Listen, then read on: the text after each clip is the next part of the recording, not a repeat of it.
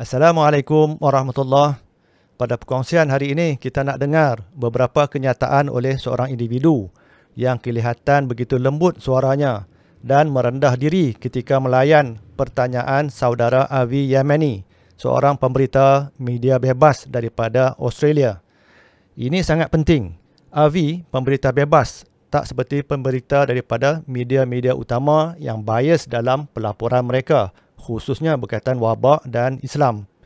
Peristiwa ini berlaku di Perhimpunan WHO ke-75 pada 22 hingga 28 Mei 2022, baru-baru ini di Geneva, Switzerland. Malaysia juga ada hantar wakil. Individu ini, David Nabarro, begitu kerap mendapat liputan media-media utama ketika wabak. Siapakah dan apakah peranan beliau? Beliau adalah seorang profesor di Imperial College London dan pada Mac 2020 beliau dilantik menjadi utusan khas Special Envoy bagi Ketua Pengarah WHO berkaitan dengan wabak.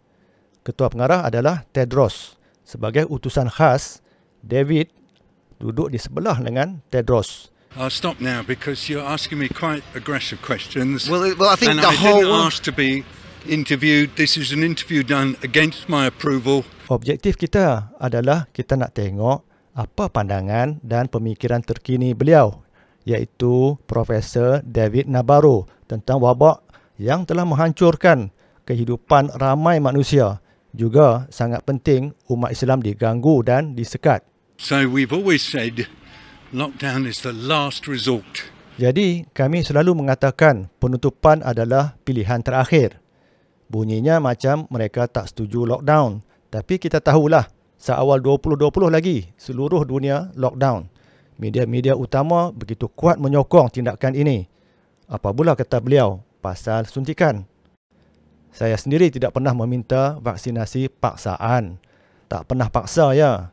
Tapi kita sudah dan sedang lalui pengalaman pahit jika tolak suntikan-suntikan yang bersifat uji kaji mereka ini. Saya telah mengatakan mandat vaksinasi itu sebenarnya pilihan terakhir. Kenyataan yang nadanya sama dengan kenyataan sebelum ini. Gosh, you're an aggressive interviewer, but I'm still entertaining you. Gosh, awak seorang penemunuga yang agresif, tetapi saya masih melayan awak.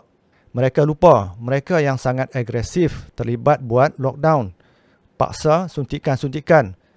Jika tidak, banyak halangan dikenakan dan sebagainya. Adakah kita kena diam saja, terima semua rancangan mereka? Tak boleh buat pilihan langsung. Walau bagaimanapun, wabak belum selesai, ia masih berterusan. Kenyataan ini disanggah oleh Avi yang mengatakan apa yang baru disebut oleh David akan menakutkan orang ramai yang baru nak kembali hidup secara normal. Tak sepatutnya kenyataan ini datang dari David yang bawa contoh China pula tu, di mana kita tahu bahawa polisi wabak sifar yang dilaksanakan oleh China ini adalah polisi yang salah. Kenapa dia nak beri contoh yang salah? Do you know I don't work for WHO? I'm an envoy on behalf of WHO. Saya tidak bekerja untuk WHO, jadi saya utusan bagi WHO. Pandai bermain kata-kata. Avi turut sentuh arahan 1,5 tahun lockdown di Melbourne, Australia. David pantas kembalikan tanggungjawab lockdown ini kepada kerajaan masing-masing. Kononnya bukan daripada beliau, bukan daripada WHO. Main tarik tali. Begitu juga di pihak kerajaan. Kerajaan kata kita ikut panduan WHO. WHO kata kami tak paksa pun. Inilah permainan mereka. Hakikatnya orang awam jadi mangsa. Dalam masa yang sama, mereka, WHO, terus rancang wabak yang berikutnya. Jika berlaku lagi, apa nak buat? Agar lebih berkesan berbanding apa yang telah kita deritai dan lalui lebih 2 tahun ini, iaitu lockdown, peraturan-peraturan dibuat tanpa sandaran saintifik yang benar. Ramai juga umat Islam yang percaya mereka nak bantu selesaikan masalah. Tiada kaitan dengan agama, tiada kaitan nak ganggu amalan kita kononnya. David bersetuju untuk diinterview semula selepas itu. Secara rasmi, interview secara rasmi, tetapi beliau tidak dapat dihubungi lagi selepas itu. Kita imbas kembali kenyataan David pada bulan Oktober 2020 yang lalu. Beliau kata, ini hanyalah satu kes untuk melancarkan sistem. Dan tolong semua orang, lakukan penjarakan fizikal anda. Lakukan pemakaian topeng anda. jaga kebersihan anda.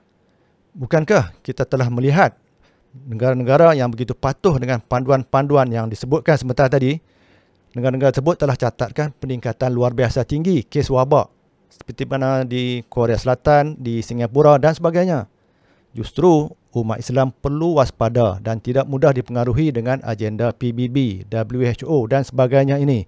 Yang mereka ini jelas langgar hak asasi manusia yang mereka sendiri kata mereka nak perjuangkan. Sekadar itu perkongsian kita pada kali ini. Assalamualaikum warahmatullahi